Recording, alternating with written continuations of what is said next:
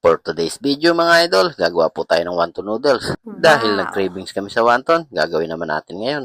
Dahil sa marami kaming kakain, kesa order namin, gagawin na lang namin. Shrimp dumplings nga po pala ang gagamitin ko dito. Ito kasi ang natira sa dumplings na ginawa ko. At ito nga po, babalutin ko sa molo. At nagpainit na rin po ako ng tubig na galing sa Ilog Pasig para sa pagpapalambot ng ating pansit. 3 minuto lang po sa pagpapakulo para ang texture niya ay al dente, hindi mukhang pasyente. Pati na rin ang ating botchoy. Tumako naman tayo sa pagsasangkot siya. Unahin natin ang bawang hanggang sa matusta. Dahon ng sibuyas at tubig na galing sa Ilog Pasig. Pinilong paminta, dinurog na manok na pula, sesame oil para sa aromang hahanap-hanapin. Silver Swan, ang toyong number 1, oyster sauce at kaunting asin para sa lasa ay hindi bitin. At ihulog na po natin ang ating dumplings para naman sa ating toppings. Set aside lang po, sunod naman ang ating noodles. Paiinitin lang po at diretso na po tayo sa ating platings. Shout out nga po pala sa aking kuya, John Dillinger, masugid kong taga-suporta. At ganoon na rin po sa Family Garcia na walang sawa na sa akin ay sumusuporta.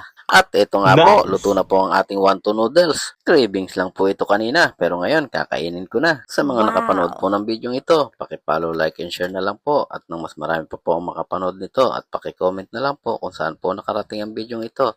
At sana po ay nagustuhan nyo. Salamat!